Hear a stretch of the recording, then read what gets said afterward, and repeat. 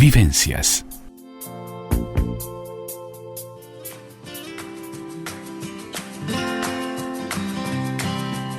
Niré te cuenta.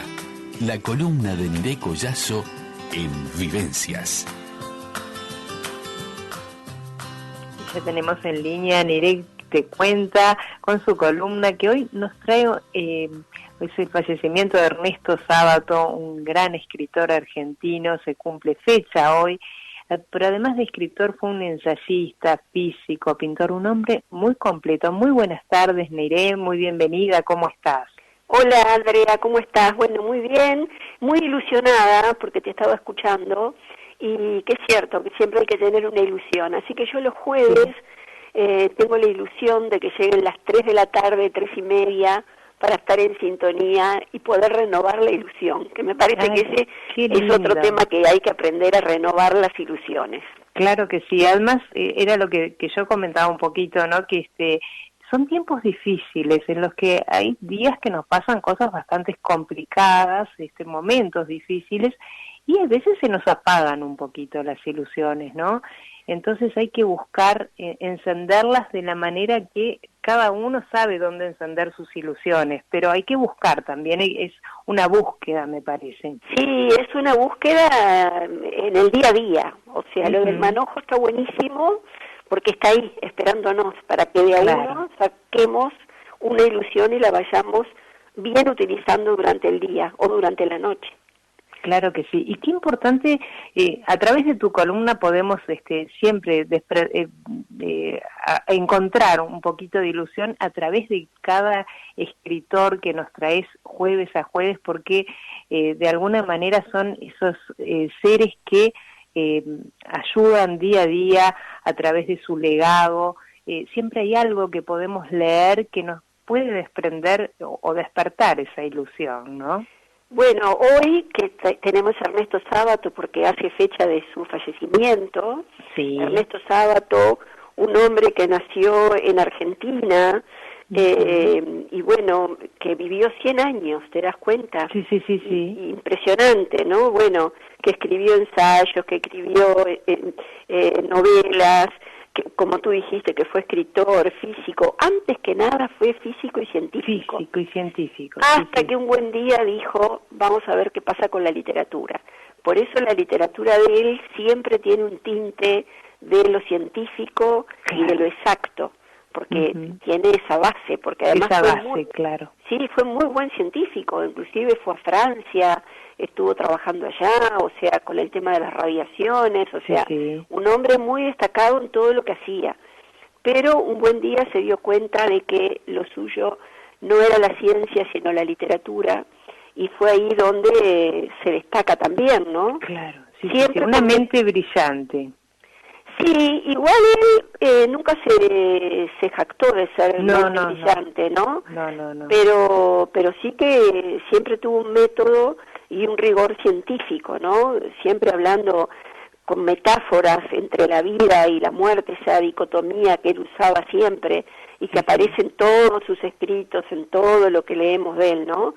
Y se acercó también al movimiento surrealista, de alguna manera, en su escritura. Sí, porque también aparece la ficción y bueno, por ejemplo, el movimiento surrealista aparentemente comienza con él y cuando él escribe La invención de Morel, porque cada obra de él es como que marca algo, ¿no? Claro. Y además un hombre muy premiado, porque fue premio Miguel de Cervantes, Legión de Honor, premio Jerusalén, después, bueno, muy premiado, tuvo otros premios también, y además escribió muchísimo, imagínate, en tantos años, y en el 70 yo rescato una frase de él que dice, he escrito todo lo que tenía que decir sobre los grandes temas de la condición humana, la muerte, el sentido de la existencia, la soledad, la esperanza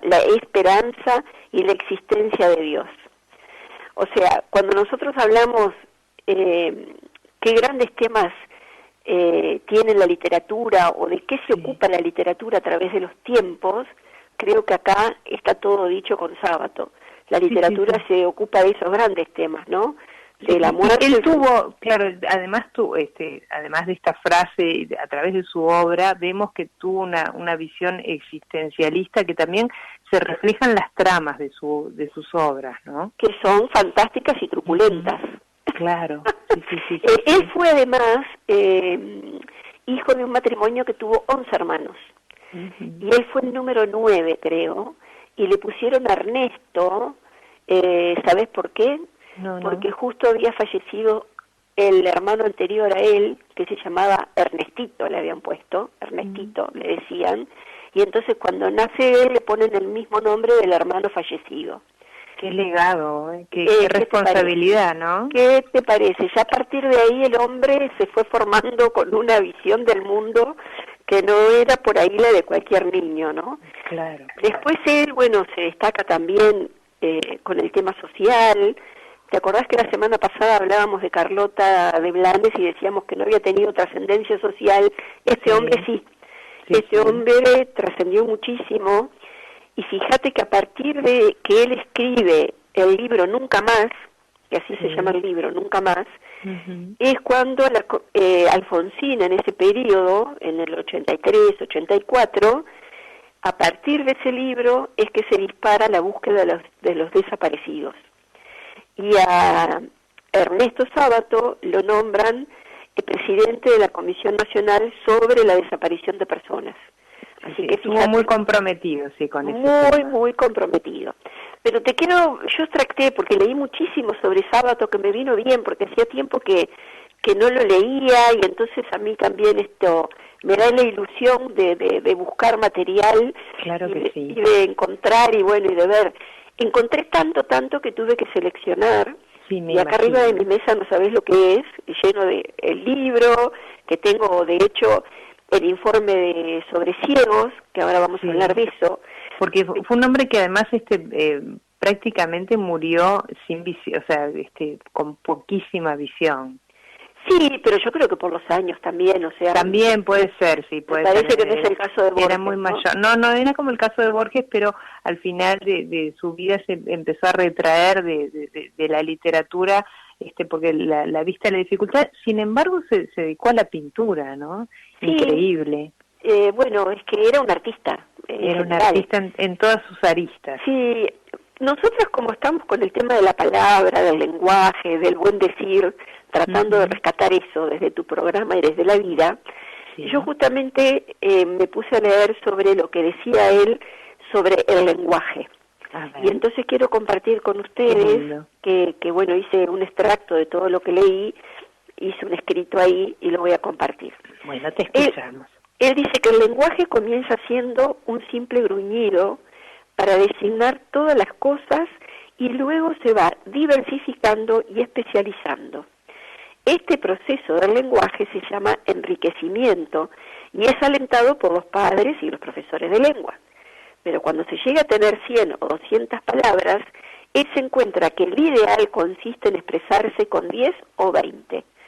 El lenguaje del filósofo es muy reducido: objeto, sujeto, materia, causa, espacio, tiempo, fin y alguna otra cosa más, dice él.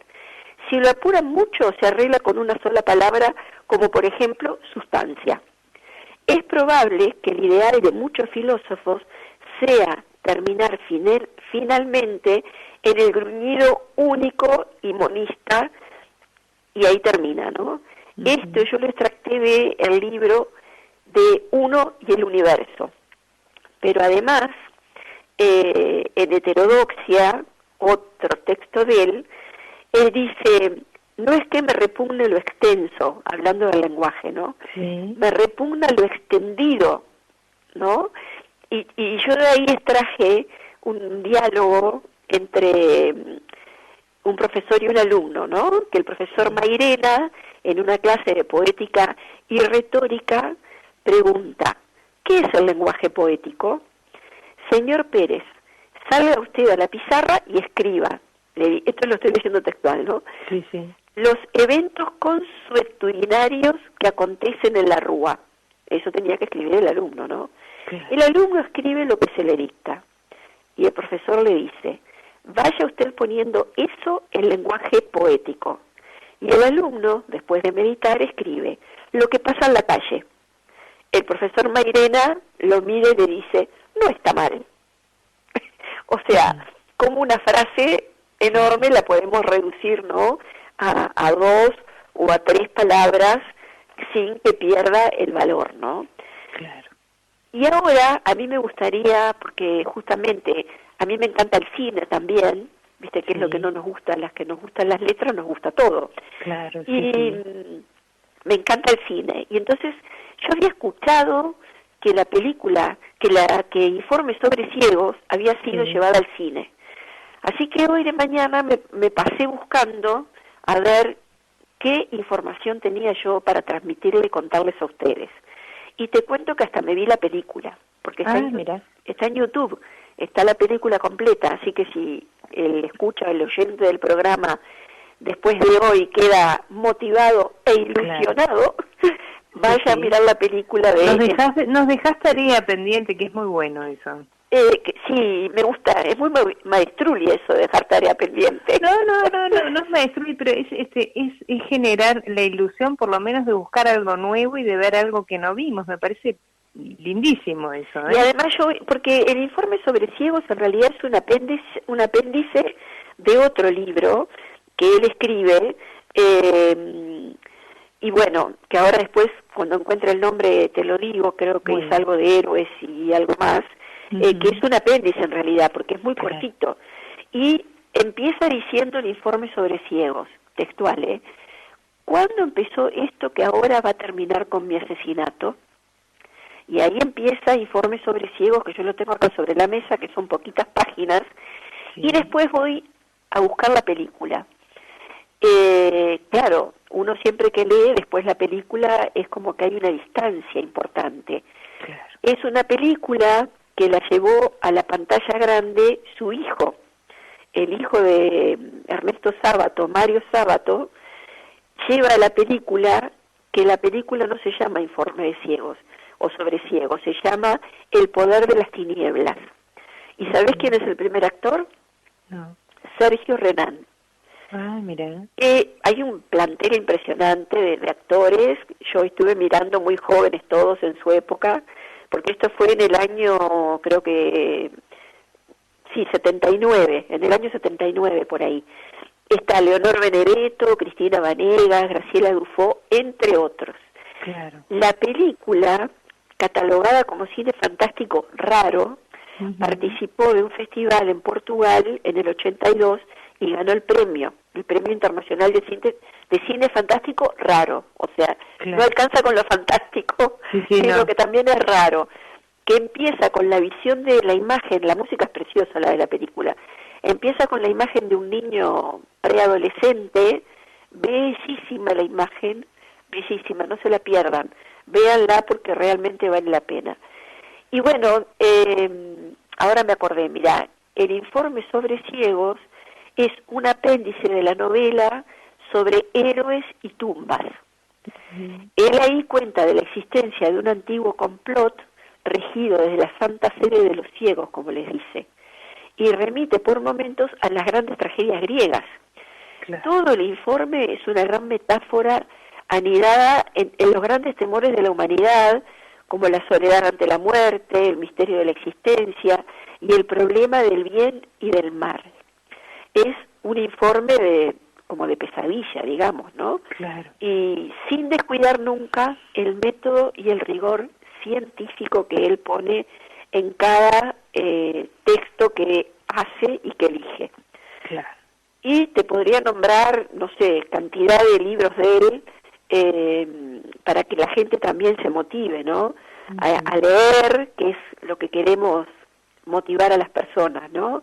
Por ejemplo, en Antes del Fin, que es un libro, es la historia de un joven nacido en La Pampa. Esto es como una autobiografía de él, que precioso. Justamente viene del mundo científico y luego lo abandona y se dedica a la literatura y el arte en un gesto valeroso, porque había que ser valiente, ¿no? Claro. Para en aquella época dejar su carrera exitosa científica para dedicarse a la literatura y el arte.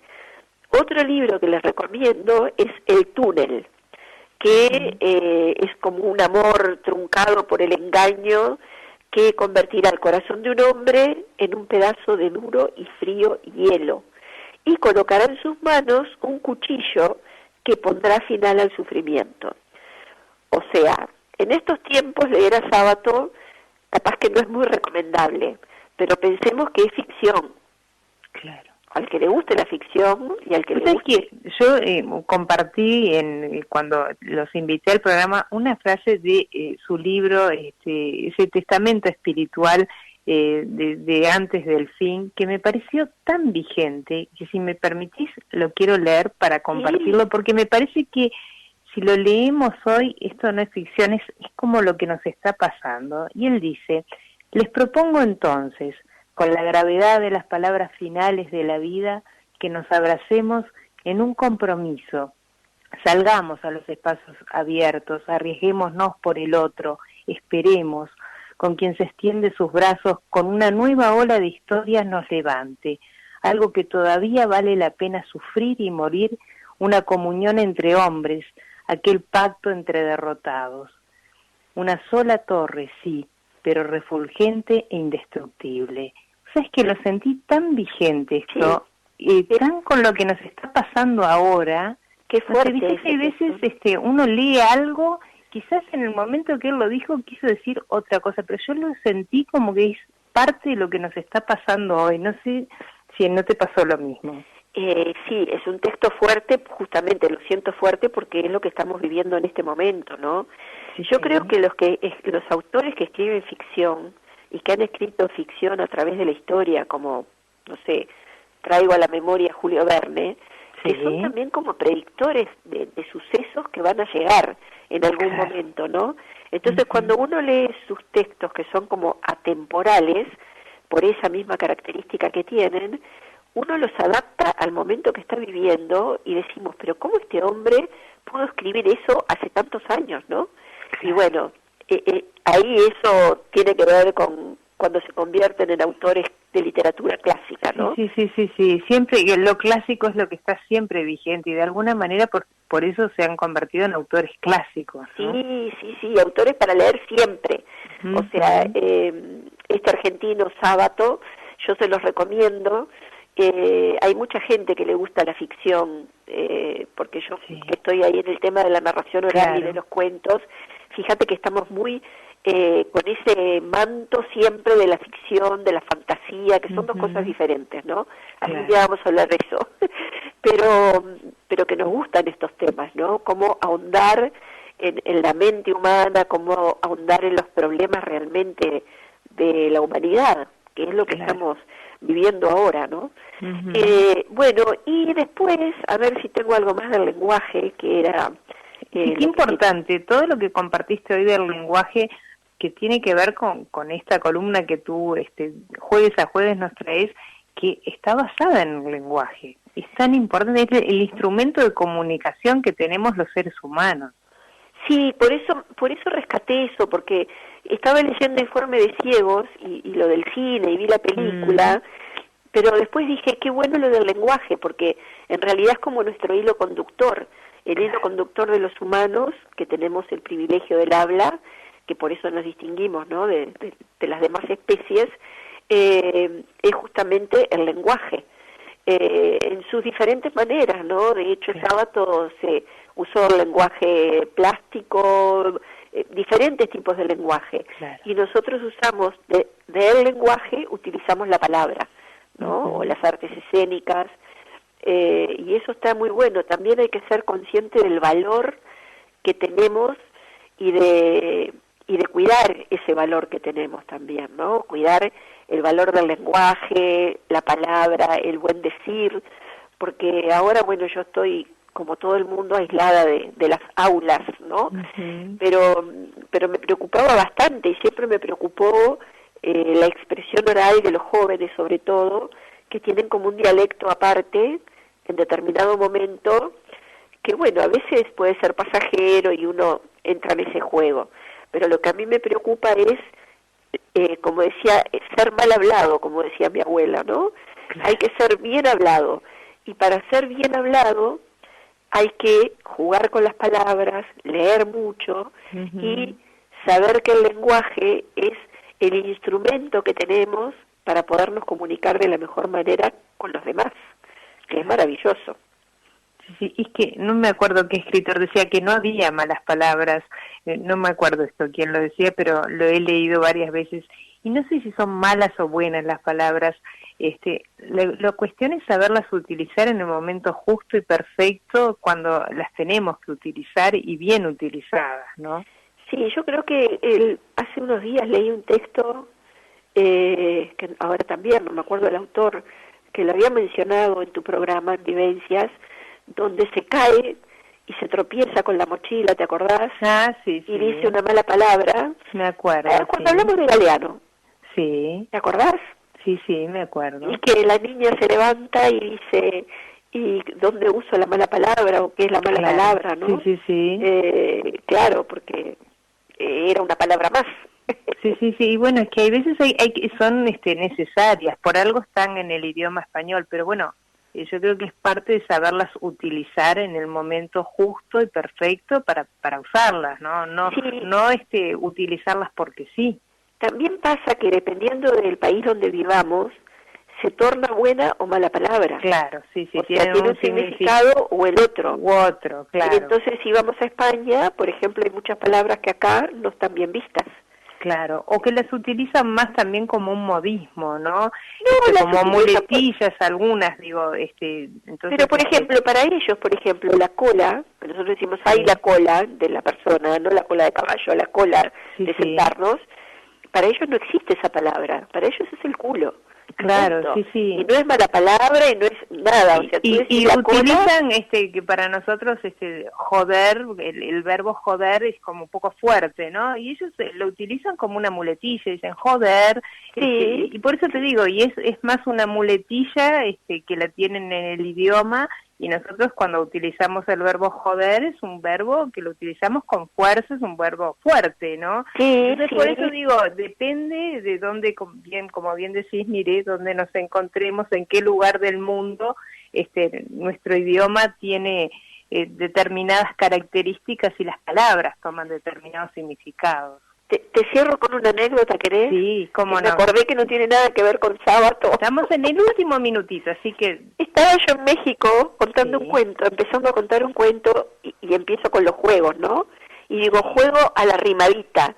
Y los 1000 niños que estaban en una platea abierta largaron la risa. Y yo dije, pero ¿cómo? ¿Ustedes no juegan a la rimadita? De vuelta a las carcajadas. Y cuando termino digo, ¿qué es la rimadita acá? Y bueno, la rimadita es como tener así, viste, muchos besos, muchos abrazos y mucho más cosas. Y yo diciéndole a los niños si no jugaban a la rimadita. Convirtiendo a los niños, sobornando niños para corromper niños. Era un tema de expresión, ¿ves? Acá la rimadita es un juego, allá la rimadita es otra cosa. Claro, y bueno, yo no sabía. Ahora cuando hago un espectáculo pregunto antes, ¿esta palabra acá se dice sí o no? Y entonces, no meto la pata. Está bien. Bueno, pero esas cosas, pasan cuando no conocemos exactamente las costumbres de cada lugar, puede llegarnos a pasar. Se nos fueron los minutos, un placer, como todos los jueves. Gracias, Andrea, muy lindo lo que has compartido el día de hoy, como todos los jueves. Bueno, vamos a ver el jueves que traemos. Ahí está, con el próximo jueves, con mucha ilusión, como decís, te esperamos con mucha ilusión a ver qué nuevo autor o qué nuevo cuento tenés para compartir en esta preciosa columna. Muchísimas gracias. Gracias a ti por el espacio y gracias a la audiencia por la escucha. Saludos a Virginia de San José, que está la gente del taller escuchando. Le mandamos un abrazo muy especial a todo el grupo y a la gente del taller de San José. Y los de acá también. Y a los de acá también. Muchísimas gracias, Nire. Gracias a ti. Hacemos una breve pausa y quedan abiertas las líneas de comunicación. Vivencias.